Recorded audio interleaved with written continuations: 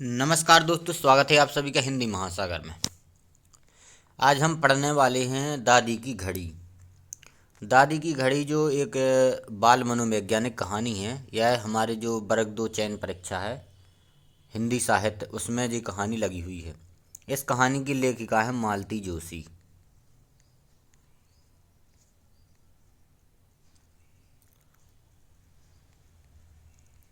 तो मालती जोशी की ये जो कहानी है वो इकाई 14 जो है वर्ग 2 के सिलेबस में लगी हुई है। तो आइए आज एनसीईआरटी के द्वारा इसको पढ़ते हैं, क्योंकि जो प्रश्न पूछे जाएंगे वो एनसीईआरटी से ही पूछे जाएंगे। तो एनसीईआरटी में जो दी गई है पूरी बाल मनोवैज्ञानिक कहानी, आज इसका हम अध्ययन करेंगे।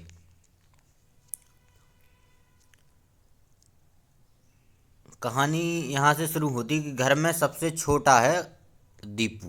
जो दीपू नामक लड़का है वो घर में सबसे छोटा है। तो यह कहानी पूरी दीपू के आसपास ही घूमेगी। तो सबसे पहला प्रश्न तो यहीं से बन जाएगा कि इस कहानी में वो बच्चा है जिस पर कहानी आधारित है कौन है, तो दीपू है। तो घर में सबसे छोटा है दीपू। सबसे छोटा होकर दीपू मुसीबत में पड़ गया है। यूं उसके दोस्त तो उससे ईर्ष्या करते ही कि पूरे घर में वह सबका लाडला है, पर उसे इस बात की जरा भी खुशी नहीं है।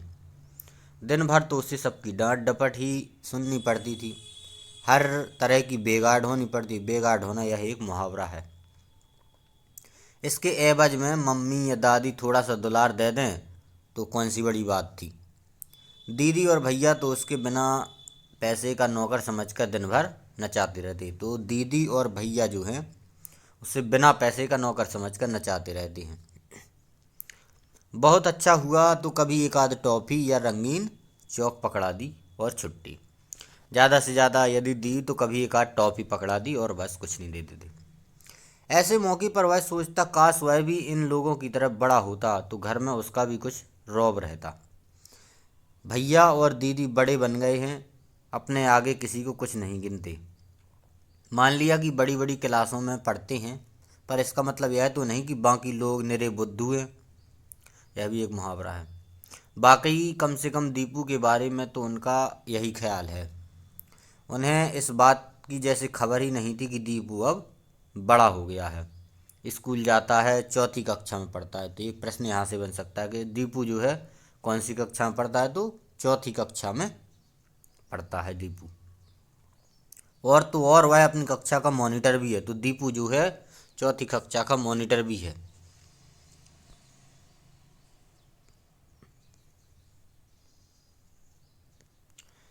उनके लिए तो वही नन्हा मुन्ना दीपू था। बाकी जो दीदी भैया है उनके उनके लिए तो वह दीपू जो है नन्हा मुन्ना दीपू ही था। जब चाह प्यार कर लिया और जब चाह डांट कर भगा दिया। अन्याय की हद तो यह थी कि मम्मी पापा तक उसे उन्हें कुछ नहीं कहते थे। मतलब जो बड़े भैया बहन थे उसके, तो जो मम्मी पापा थे वो भी उसको उनको कुछ नहीं कहते थे। छोटी वाली दोनों मेजें उन दोनों ने घेर रखी थी। अलमारियों पर भी उनका ही दखल था। दीपू बेचारे के हिस्से में आई थी एक खूंटी, जिस पर वह अपना बस्ता टांगता। पढ़ने के लिए मेज तो दूर, एक डेस्क तक नहीं थी। मतलब जो घर में जब पढ़ता था दीपू तो उसके पास कोई भी टेबल मेज कुर्सी उसके पास नहीं थी। जो थी तो उनके जो बड़ी दीदी और भैया थे वो रख लेते थे। दीपू को कुछ नहीं मिलता था। कई बार उसका मन रखने के लिए अपनी मेज पापा कई बार उसका मन रखने के लिए अपनी मेज पर उसे जगह देते। पापा के पास बैठने पर आधी जान तो वैसे ही सूख जाती थी, पढ़ाई क्या खाक होती। दीपू बेचारा मम्मी के ट्रंक पर ही गुजारा कर लेता।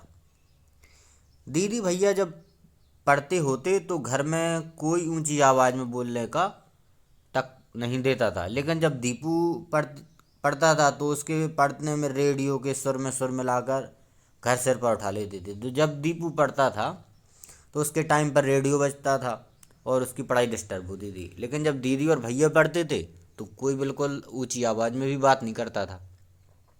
मतलब शांत माहौल बना रहता था। दीपू के दोस्त दिन भर आते जाते रहते, कोई उन्हें बैठने तक को नहीं कहता। पर दीदी और भैया के पास कोई आता तो उसका बाकायदा नमस्ते करनी पड़ती। मतलब जब दीपू के दोस्त आते तो उनसे कोई हेलो हाय नमस्ते कुछ नहीं, मतलब उनका कोई स्वागत कुछ नहीं होता था। लेकिन जब दीदी और भैया के दोस्त आते थे तो उनको बाकायदा नमस्ते करो, मम्मी उनके लिए नाश्ता बनाती रहती थी।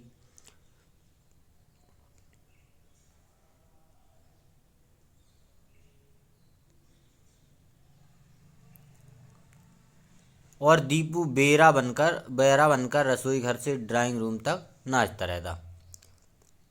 बहरा मतलब जिसे सुनाई न दे। दीदी की सहेलियों के पास किताबें चिट्ठियाँ पहुँचाना और दीदी और भैया के दोस्तों के लिए चाय नाश्ता तो रोज़ का ही उसका काम था। मतलब जो दीदी और भैया के दोस्त आते थे तो उनको चाय नाश्ता देने जाना, यह सब काम दीपू का हुआ करता था।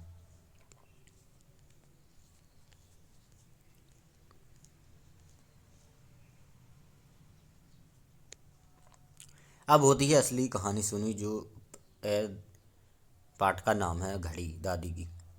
घर में एक ही अलार्म टाइम पीस था। वह बारी बारी से दीदी और भैया के सिरहाने रखा जाता था। मतलब जो एक ही अलार्म घड़ी थी तो कभी दीदी और कभी भैया के सिरहाने, मतलब जहाँ सोते हैं तो सिर की तरफ जो हिस्सा होता है उसे सिरहाने कहते हैं। दीपू की बड़ी साध थी कि हम भी सिरहाने घड़ी रखकर सोएं, उसकी सुरीली आवाज़ के साथ दिन की शुरुआत करें। उसके भाग्य में तो सुबह 8 बजे पापा की डांट खाकर ही उठना था। मतलब दीपू चाहता था कि कभी वह भी जो घड़ी है, अलार्म घड़ी, उसको अपने सरहाने रखे और उसकी आवाज़ सुनकर उठे। लेकिन उसके भाग्य में तो पापा की डांट खाना ही लिखा था। दीदी और भैया की तरह उसके पास भी कलाई घड़ी होती तो कोई बात थी। वे लोग बड़े थे, घर की हर अच्छी चीज़ पर अपना ही हक जताते थे। उसे ताज्जुब होता, इन लोगों की परीक्षाएं क्या रोज़ चलती ही रहती हैं? जब देखो तभी 4 बजे से उठकर पढ़ने बैठ जाती हैं। तो जो उनके दीदी भैया है वो सुबह कितने बजे उठते थे? तो 4 बजे उठकर पढ़ने बैठ जाते थे। ये आंकड़े याद करते जाना, क्योंकि इन्हीं से ऑब्जेक्टिव टाइप प्रश्न बनना है तो इन्हीं से बनेंगे। एक दिन वह जिद पर अड़ गया। उसके स्कूल में दूसरे दिन इंस्पेक्टर आने वाले थे। उसने आते ही जोरदार शब्दों में ऐलान कर दिया, आज घड़ी मैं लेकर सोऊंगा। तो जो दीपू है उसके स्कूल में दूसरे दिन इंस्पेक्टर साहब आने वाले थे। तो उसने घर जाकर कहा कि आज मैं जो है घड़ी, जो अलार्म घड़ी है उसको लेकर ही सोऊंगा। आज मैं अपने सरहाने घड़ी रखूंगा और सोऊंगा। क्या हमें पढ़ाई नहीं करनी होती? जब देखो तब इन्हीं की शान चलती है। दीदी कहने लगी, कितने बजे उठना है? मैं जगा दूंगी। वाह साहब, दीपू कहता, वाह साहब, दूसरों ही से कहना होता तो मम्मी से ना कहते, कम से कम प्यार से तो जगाएंगी।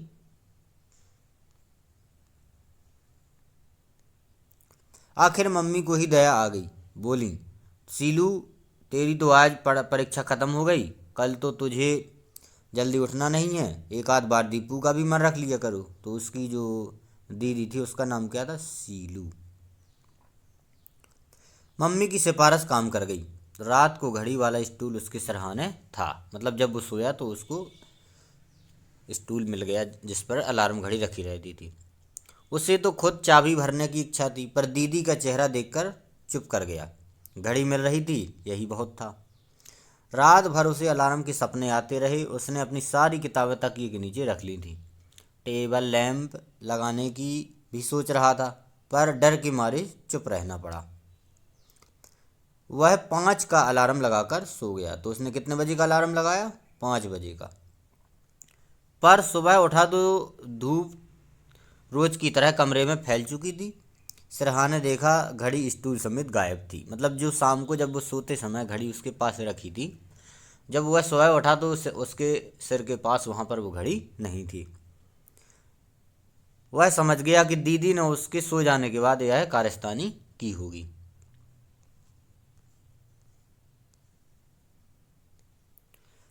वह जोर से चिल्लाया, मम्मी!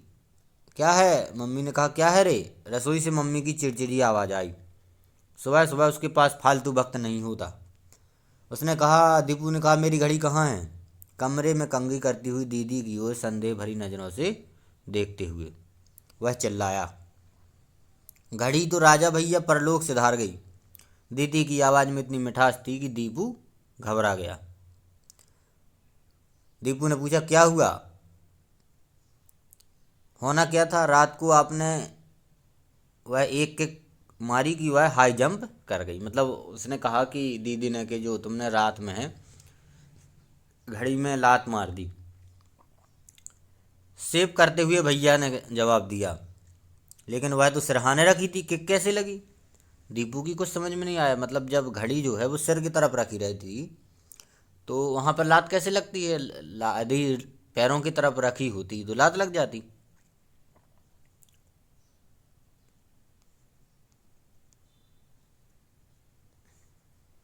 लेकिन आपका सिर तो सिरहाने नहीं था, भैया ने मुंह बनाते हुए कहा। सारी रात तो बिस्तर पर इधर उधर चहलकदमी करते रहते हो। उफ, क्या जोर से आवाज़ हुई थी गिरने की। सारा घर जाग गया था सिवाय आपके, दीदी ने फिर चढ़ाया। लाड़ करने की भी हद होती है। पापा मम्मी पर झल्ला रहे थे। जरा सी जिद के लिए घड़ी का सत्यानाश करवा दिया।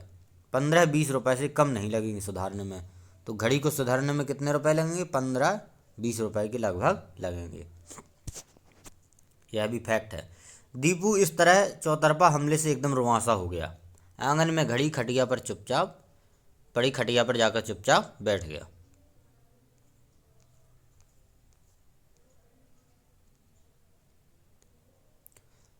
क्या हुआ रे, तुलसी के चौरे के पास माला जपती हुई दादी ने पूछा। यह सब कारनामे के बाद दादी ने उससे पूछा, क्या हुआ। दीपू ने कहा, सोते समय मुझसे घड़ी टूट गई। सबके सब मुझे डांट रहे हैं। उसे अब सचमुच रोना आ रहा था। तू भी निरा बेवकूफ़ है, दादी ने उससे प्यार करते हुए कहा। जरा सी घड़ी के पीछे सबकी चिरौरी करता फिरता है। पढ़ने के लिए सवेरे उठना जो होता है। दीपू ने कहा दादी से कि मुझे पढ़ने के लिए सवेरे जो उठना होता है। दादी ने कहा, अच्छा यह बात है। बता कि जब घड़ियां नहीं होती थी तो क्या लोग जागते नहीं थे। मुझे ही देख, कार्तिक में रोज़ 4 बजे नहाती हूँ। तो दादी कार्तिक में कितने बजे नहाती हैं, 4 बजे। 12 महीने नहा धोकर लक्ष्मी नारायण की आरती में पहुँच जाती हूँ। दादी लक्ष्मी नारायण की आरती में पहुँच जाती हैं। सो मैं क्या घड़ी सोकर लेकर सोती हूँ। दादी की बात ने उसे सोचने के लिए मजबूर कर दिया। उसने कहा, सच दादी, तुम कैसे इतने बजे सवेरे जग जाती हो। एक बात है, किसी से कहेगा तो नहीं, मेरी तरकीब अपने पास ही रखना, दादी ने कहा।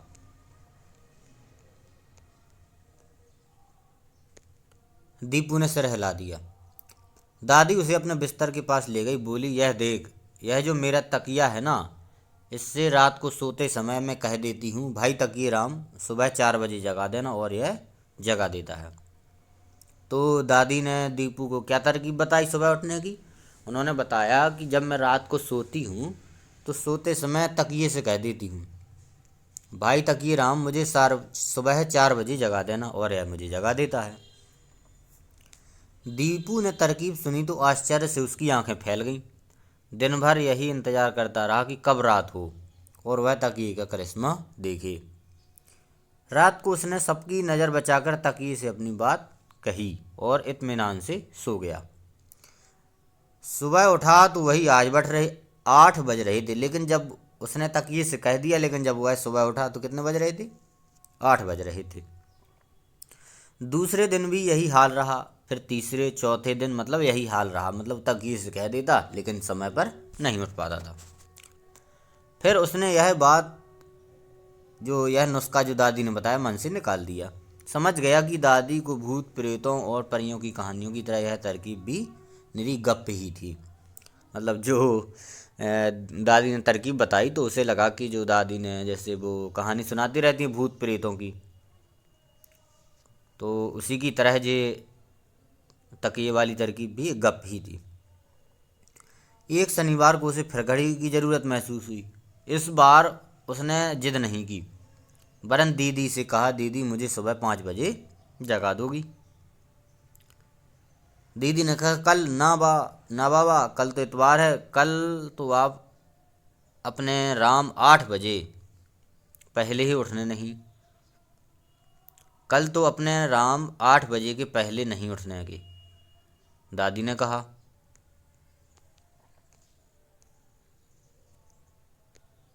और कल तुम्हें कहाँ तीर मारने जाना है। भैया के इस प्रश्न पर उसे बड़ा गुस्सा आया। हमेशा की तरह। मम्मी ने ही उसका पक्ष लिया। बोली, अरे कल इसकी ट्रिप जा रही है, सांची जाएंगे सब बच्चे। तो बच्चों की ट्रिप कहाँ जा रही है? सांची। यह फैक्ट है। जो बच्चे हैं दीपू के साथ वाले, वो उनकी एक ट्रिप जा रही है घूमने सांची। मुझे तो सारा काम निपटाने रात को ही देर हो जाती है, सुबह की हामी नहीं भर सकती। तो दादी से कहना दीपू 5 क्या 4 बजे जगा देगी। पता नहीं ये बूढ़े लोग इतने सवेरे से कैसे उठ जाते हैं।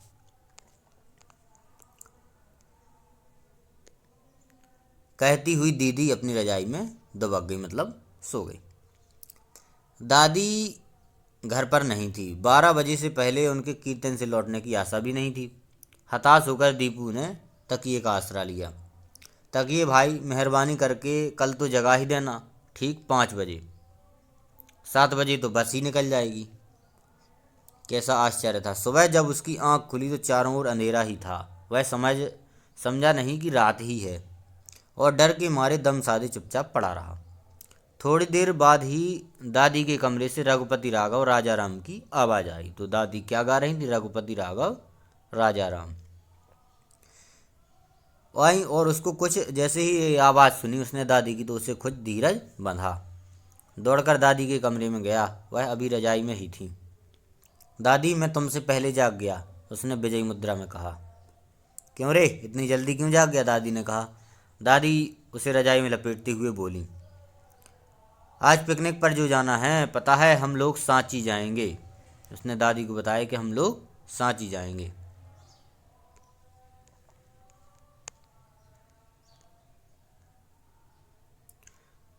और मम्मी को देखो, अब तक सो रही हैं, खाना कब बनेगा? 7 बजे सुबह पहुंचना है स्कूल, दीपू ने शिकायत की। तो अभी तो बहुत देर है, अभी तो 5 ही बजे हैं। 5? दीपू खुशी से चिल्लाया। तब तो तकिए भाई ने मुझे ठीक समय पर जगा दिया। मतलब वो रात कर तकिए से कहकर सोया था कि भाई आज मुझे सांची ट्रिप पर जाना है, तो मुझे 7 बजे, वो 5 बजे सुबह जगा देना। तो तक वह सही सही समय पर जाग गया। दादी ने कहा, मैं कहती थी ना। कहाँ दादी? दीपू ने शिकायत की। इतने दिनों तक तो एक भी बार नहीं जगाया। दादी ने उसे अपने पास सटाते हुए कहा, मतलब अपने पास बुलाकर अपने पास सटाते हुए कहा कि दीपू बेटा, तू तो पागल हो गया है, तक ये भी कहीं बोलता है। असली अलार्म तो हमारे दिल में होता है। जब हमें ज़रूरी उठना होता है तो यह हमें जगा देता है। तो दादी ने असली अलार्म क्या बताया? असली अलार्म हमारे दिल में होता है। घड़ी की आवाज़ तो तू बंद भी कर सकता है, पर इसकी आवाज़ बंद नहीं होती है, जगा कर ही छोड़ती है। तो दादी ने बताया कि असली अलार्म जो है हमारे दिल में होता है। और इस अनोखी घड़ी का राज पाकर दीपू बहुत खुश था। तो यह थी जो हमारी कहानी है, दादी की घड़ी। इसमें से जो महत्वपूर्ण फैक्ट हैं वो आपको नोट कर लेने हैं। इसी प्रकार की जो और भी रचनाएं डिटेल से लगी हुई हैं वर्ग 2 के सिलेबस में, उन सभी को हम कवर करने वाले हैं। तो यदि आपने चैनल पर नए हैं तो सब्सक्राइब ज़रूर कर लें, और वीडियो पसंद आया तो लाइक करें, कमेंट करें। इस कहानी की जो लेखिका हैं वो हैं मालती जोशी जी। यह देश की स्थापित कलाकारों में से एक है। मध्य प्रदेश में अलग पहचान बनाने वाली महिला कथाकार की कहानियाँ बाल साहित्य में विशेष स्थान रखती हैं। बाल कहानियों में जहाँ बाल मनोविज्ञान की बारीकी से अंकन हुआ है, वहीं उनके नैतिक विकास का भी पूरा ध्यान रखा गया है। दादी की घड़ी उन्हीं कहानी में से एक है। तो यदि वीडियो पसंद आया है तो लाइक करें, कमेंट करें, और चैनल पर नए हैं तो सब्सक्राइब जरूर करें। धन्यवाद।